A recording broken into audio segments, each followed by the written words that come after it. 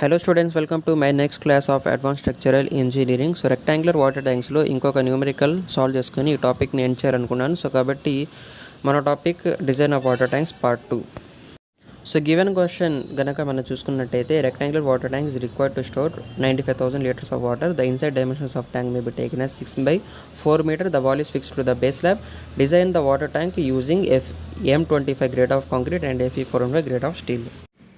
So first of all given data చూసుకున్నట్టయితే volume capacity of water tank 95,000 litres. దాన్ని metre క్యూబ్లో convert చేస్తే 10⁻³ multiply చేయాలి. 95 మీటర్ క్యూబ్ అప్టైన్ అవుతుంది.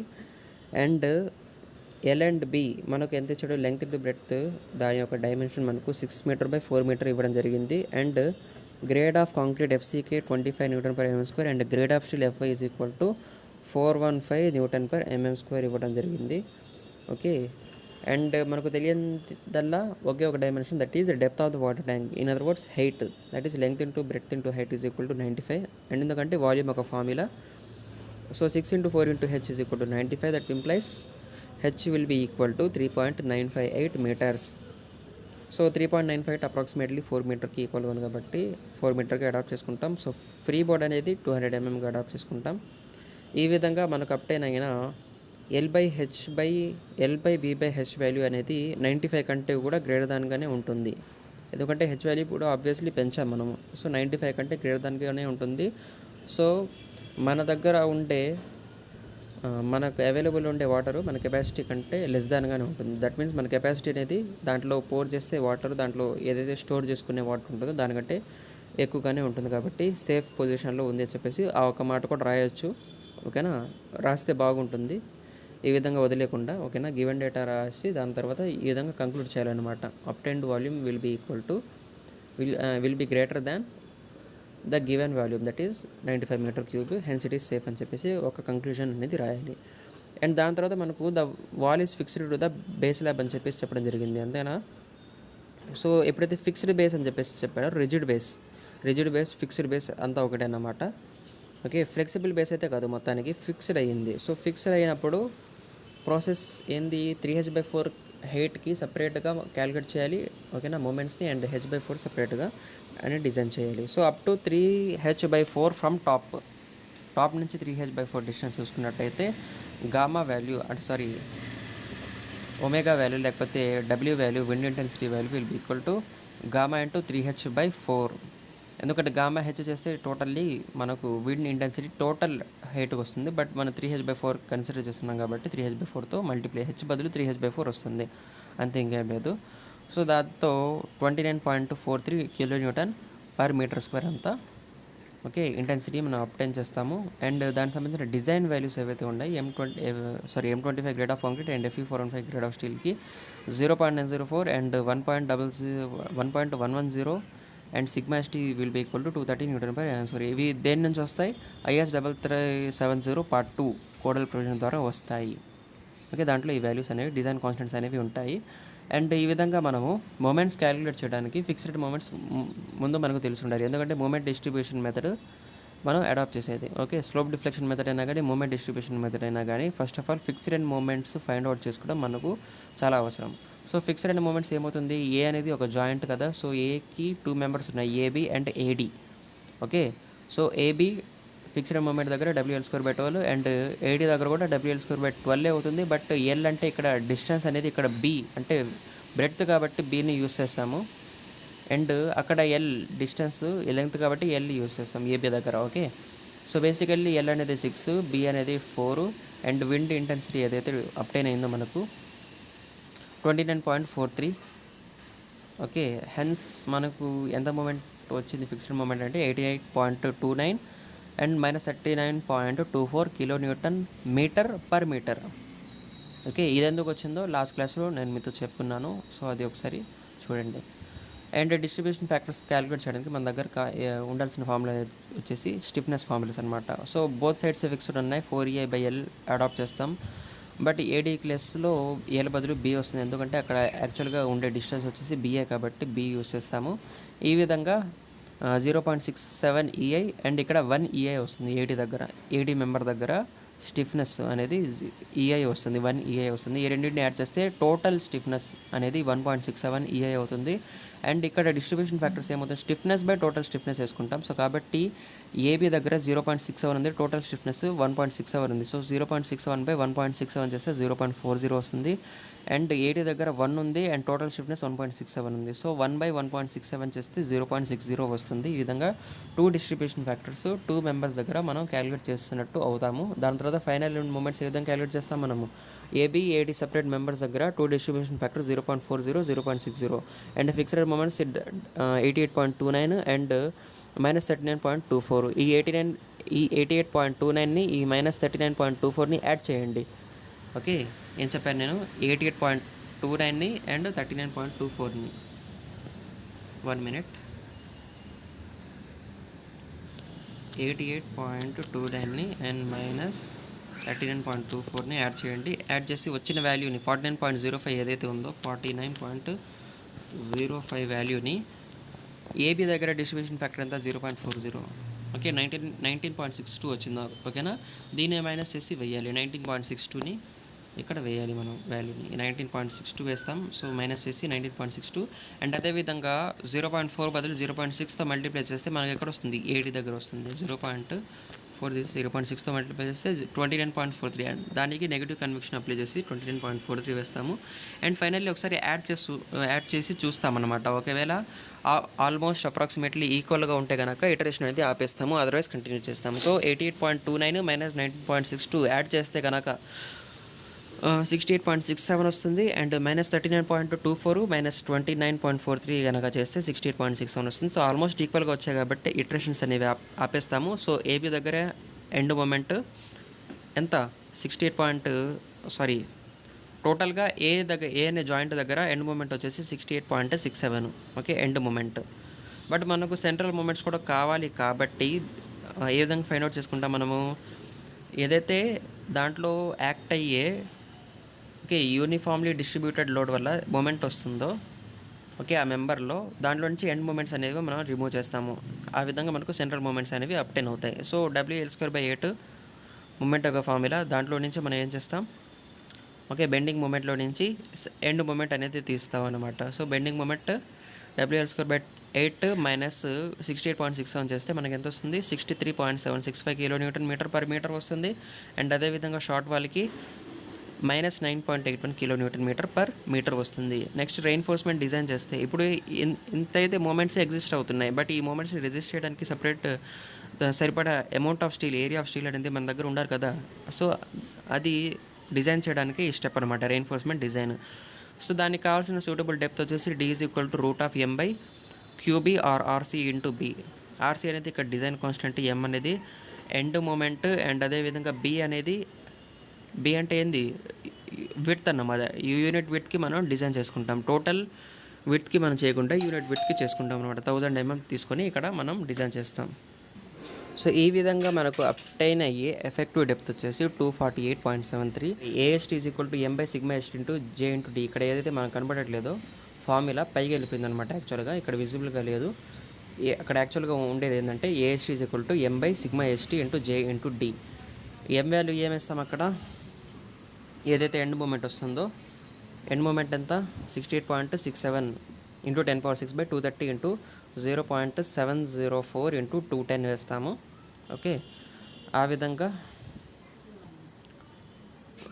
వాల్యూ మనకు ఎంత వస్తుందంటే ఓవరాల్గా 122.23 mm² వస్తుంది. ఓకేనా, ఇక్కడ మీకు కనబడట్లేదు ఆ వాల్యూ, 122.23 mm² వస్తుంది. AST = m/σst × J × D కదా, ఈ ఫామ్లో వేసిన తర్వాత 123.23 mm²గా వస్తుంది. దాని తర్వాత minimum AST. Okay, minimum AST మన దగ్గర ఉందా లేదా, మన అప్టైన్ అయిందా లేదా. ఓకే, అది ఎలా క్యాలిక్యులేట్ చేస్తాం, 0.3% BD. 0.3 ఎందుకు, 0.15 ఎందుకు కాదంటే లాస్ట్ క్లాస్లో డిస్కస్ చేశాను. ఓకే, టూ సైడ్స్ మనం ఏం చేస్తాము, రెయిన్ఫోర్స్మెంట్ అనేది ప్రొవైడ్ చేస్తాం. కాబట్టి 2 డైరెక్షన్స్లో 0.15 + 0.15 చేస్తే 0.30 వస్తుంది, మైల్ స్టీల్ బార్స్ కాబట్టి. ఈ విధంగా 300. ఓకే, ఓవరాల్ డెప్త్ 300 అనమాట. Overall depth okay, effective depth ఎంత వచ్చింది మనకు, 270 తీసుకున్నాం అనుకోండి. 248ని మనం 270కి అప్రాక్సిమేట్లీ ఈక్వల్ చేసుకున్నాం.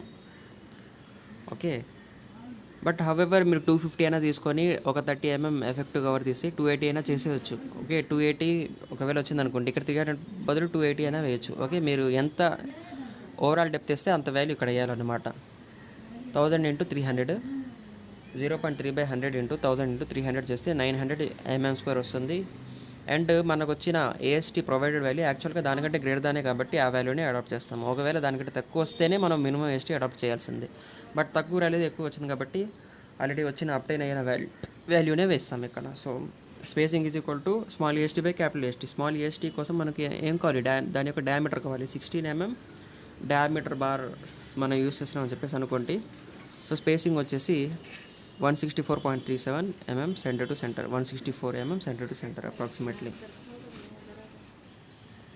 అండ్ అదేవిధంగా AST area of steel for long wall. Okay, దానికి సంబంధించిన ఫార్ములా వచ్చి same m/σ/st into j into dనే. బట్ ఏదైతే m ఉంటుందో అది central moment for long wall ఏదైతే మనం క్యాలిక్యులేట్ చేస్తామో అక్కడే అది వేస్తాం అన్నమాట. వాల్యూ 63.765 ఇంటూ 10^6 ఇక్కడ డినామినేటర్లో సేమ్ వాల్యూసే, అక్కడ ఏం చేంజ్ ఉంటుంది. σ/s 230 and j value 0.904 and d value 270 వస్తుంది. ఒకవేళ మీకు 250 మీరు వేసుకుంటే కనుక, అడాప్ట్ చేసుకుంటే కనుక 250 వేయాలి. అదర్వైజ్ 270 చేస్తే ఒక 30 mm ఎఫెక్టివ్ కవర్ యాడ్ చేస్తే 300కి ఈక్వల్గా ఉంటుంది కాబట్టి నేను 270 వేసాను, అడాప్ట్ చేసుకున్నాను. మీరు ఎంతైనా అడాప్ట్ చేసుకో, మీ ఇష్టము. ఈ విధంగా చేసుకుంటే 1135.85 mm² అవుతుంది. అండ్ దానికి సంబంధించిన స్పేసింగ్ క్యాలిక్యులేట్ చేయాలంటే 60 mm డయామీటర్ కలిగిన రెయిన్ఫోర్స్మెంట్ బార్స్ తీసుకొని, ఓకే, స్పేసింగ్ ఓవరాల్గా మనం క్యాలిక్యులేట్ చేస్తాం. 177 ఆల్మోస్ట్ అది 175కి ఈక్వల్గా ఉంది అంతేనా. So 175 centre to centre mm spacing. And అదేవిధంగా ఫర్ షార్ట్ వాల్ ఏఎస్టీ వచ్చేసి m/σ/st into j into d. m అంటే ఇక్కడ central moment for short wall ఏదైతే మనం క్యాలిక్యులేట్ చేస్తాం, -9.81 కదా. సో మైనస్లో వేయకుండా పాజిటివ్లోనే వేస్తాం, ఎందుకంటే మూమెంట్కి మైనస్ ప్లస్ అనేది ఉండవు. మైనస్ ప్లస్ ఏంటంటే దాని యొక్క డైరెక్షన్ని మాత్రమే రిప్రజెంట్ చేస్తుంది. క్లాక్ వైజ్ అయితే ప్లస్, యాంటీ క్లాక్ వైజ్ అయితే మైనస్. ఓకేనా. బట్ హవెవర్ అంత మూమెంట్ దాంట్లో ఎగ్జిస్ట్ అవుతూ ఉండడమే, అంతేగాని మైనస్ ఉంటే కనుక నెగిటివ్లో వెళ్ళిపోయిందంటే మనకు ఇంకా మూమెంట్, ఓకే, ఏమంటారు, మూమెంట్ రాకుండా ఇంకా మన దగ్గర ఇంత వాల్యూ మిగిలింది అని చెప్పేసి అనుకోవడం లేదు. అంటే అది కూడా మైనస్ ఉన్నా కానీ అది కూడా మూమెంటే, బట్ ఆపోజిట్ డైరెక్షన్లో వచ్చింది అని చెప్పేసి. సో 9.81 అలాగే ఉంటుంది. సో దాన్ని నెగిటివ్ కన్వెక్షన్ ఏదైతే సైన్ ఉంటుందో దాన్ని తీసేస్తాం, ఎందుకంటే అంత ఆల్రెడీ ఎలాగో ఎగ్జిస్ట్ అయ్యేది ఆ మూమెంట్ అనేది.